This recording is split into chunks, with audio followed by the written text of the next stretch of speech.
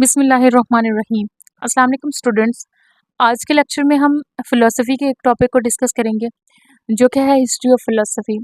इससे पहले previous lecture में हमने बात की थी कि फ़िलासफ़ी क्या होती है, फ़िलासफ़ी की डेफिनेशन की थी। अगर आपने वो लेक्चर नहीं देखा तो आप प्लीज़ उस लेक्चर को ज़रूर चेक कीजिएगा ताकि आपको पता चले कि फ़िलासफ़ी क्या होती है। और उसके बाद हम बात करेंगे हिस्ट्री ऑफ फ़िलासफ़ी पर। तो इस लेक्चर में हम ये देखेंगे कि फ़िलासफ़ी कहाँ से स्टार्ट होती है, कौन सा टाइम पीरियड चल रहा था जिस वक्त फ़िलासफ़ी स्टार्ट हुई, और कौन-कौन से फ़िलासफ़र्स हैं जिन्होंने फ़िलासफ़ी पर काम किया और कौन-कौन से ऐसे क्वेश्चंस हैं जो उठाए जाने लगे इस टाइम पर। सबसे पहले आता है रोमन रिपब्लिक का दौर। रोमन रिपब्लिक का जो दौर है उसके आखिरी दौर से लेकर बहुत अरसे तक क्रिश्चियन सोच यानी क्रिश्चियन अकीदे और फ़लसफ़ी सोचने का तरीका फ़िलासफ़ी में बहुत इंपॉर्टेंट रोल प्ले करता था। और ये सूरत हाल 17 से 18 सेंचुरी तक यानी कि एनलाइटनमेंट तक जारी रही, बिल्कुल इसी तरह से। उसके बाद आ जाता है 18 सेंचुरी का दौर यानी कि एनलाइटनमेंट के बाद का दौर, और इस दौर में कुछ नए सवालात उठाए जाने लगे। वो कौन से क्वेश्चन थे? उसके अंदर एपिस्टीमोलॉजी थी और न्यू एथिकल स्कूल्स थे। अब एपिस्टीमोलॉजी क्या है? यानी कि हम जो कुछ जानते हैं उसे असल में हम कैसे जानते हैं और उसको किस तरह से हमने जाना, जो चीज़ें जो नॉलेज हमारे पास है वो सारी हमने किस तरह से गेन की। न्यू एथिकल स्कूल्स के अंदर अखलाक और सही गलत के नए तरीके समझाने और डिफाइन करने की कोशिश हुई है।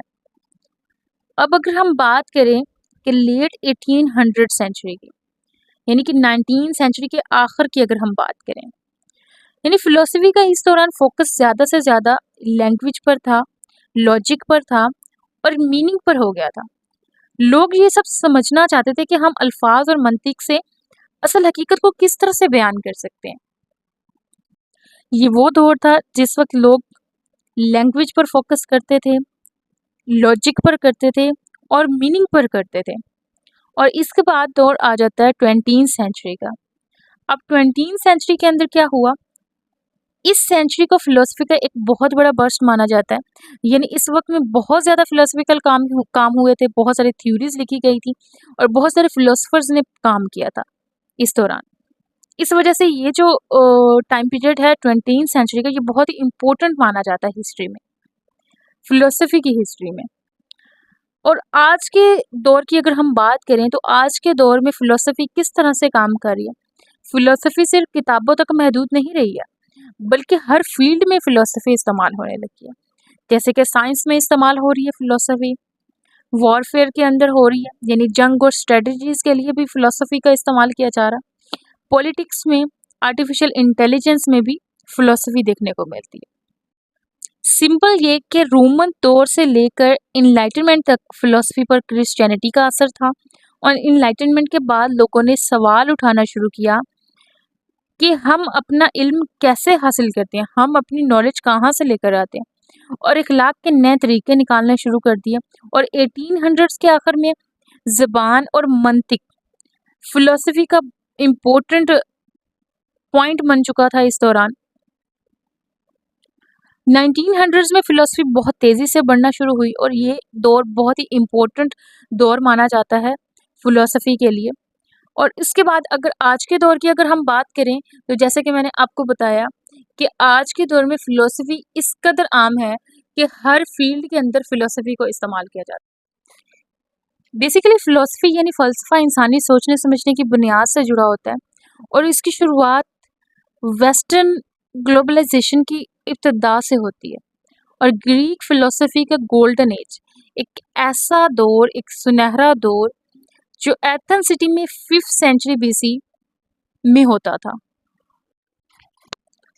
और इस टाइम पीरियड के जो मशहूर फिलोसोफर थे उनके अंदर सुकरात, प्लेटो और एरिस्टोटल थे। और इन तीनों की सोच और काम इतनी ज़्यादा गहराई वाले थे कि उन्होंने हज़ारों सालों तक इंसानी सोच को इन्फ्लुएंस किया।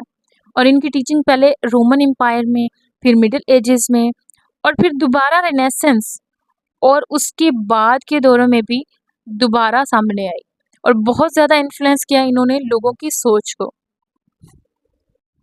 यहाँ से ये चीज़ ज़ाहिर होती है कि फ़िलॉसफ़ी की बुनियाद एंशियंट ग्रीक में पढ़ी थी। सुकरात, प्लेटो और एरिस्टोटल जैसे थिंकर्स ने ऐसी सोच दी जो दुनिया का नक्शा ही जिसने बदल डाला, यानी कि नॉलेज और सोसाइटी को हजारों सालों तक गाइड करती रही। उनका असर जो है वो रोम में, फिर मिडिल एजेस में और फिर रिनेसेंस तक भी जारी रहा। फिलोसफी की पर्सनल जर्नी की अगर हम बात करें तो राइटर्स जो हैं वो कहते हैं कि उनका फिलोसफी का सफ़र अभी न्यू है और अभी-अभी उन्होंने इसको शुरू किया है, लेकिन इससे उनको बहुत ज़्यादा फ़ायदे मिले।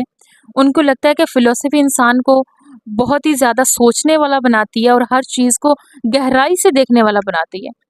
अलग सोचने की सलाहियत देती है, ज़िंदगी को एक डायरेक्शन देती है, यानी कि रहनुमाई करती है ज़िंदगी के हर मोड़ पर।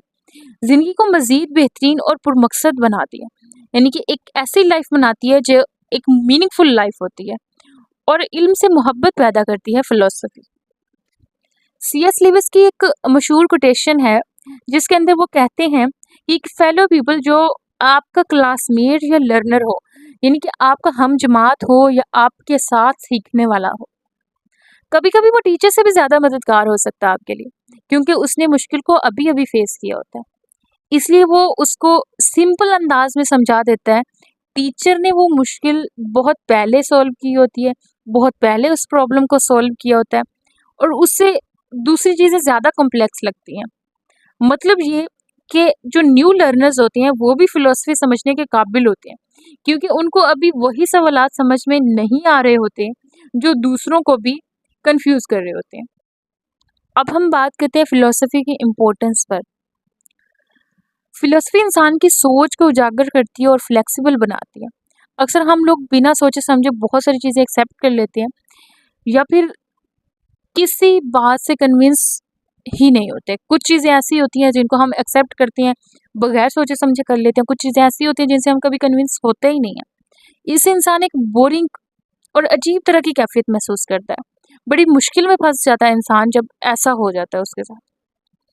अब फ़िलॉसफ़ी जो है वो इस मुश्किल को ख़त्म करती है, इस मुश्किल को तोड़ती है और इंसान को मीनिंगफुल इंटेलेक्चुअल डिस्कोर्स प्रोवाइड करती है। एक ऐसी डिस्कोर्स सिखाती है, एक ऐसी गुफ्तगू सिखाती है जो सोचने समझने वाली होती है। एक ऐसी गुफ्तगू जिसमें वो हर चीज़ को सोच समझ कर कहता है और उस चीज़ का मीनिंग भी उसको पता होता है अच्छे से। फ़िलॉसफ़ी को ख़ास बनाने वाली बात ये है कि हमारे फंडामेंटल बिलीव्स पर बात करती है, जैसे कि खुदा है या नहीं है, खुशी क्या होती है और हम इसको कैसे हासिल करते हैं, हकीकत की फ़ितरत क्या होती है। और ये सवालात जो है ये नॉर्मली हम बचपन की टीचिंग या सोसाइटी की बातों पर एक्सेप्ट कर लेते हैं, लेकिन फ़िलॉसफ़ी हमें कहती है कि इनका जवाब अपनी रैशनल सोच से दो। इस तरह ये सोच आपकी अपनी पर्सनल और रैशनल आइडेंटिटी बन जाती है।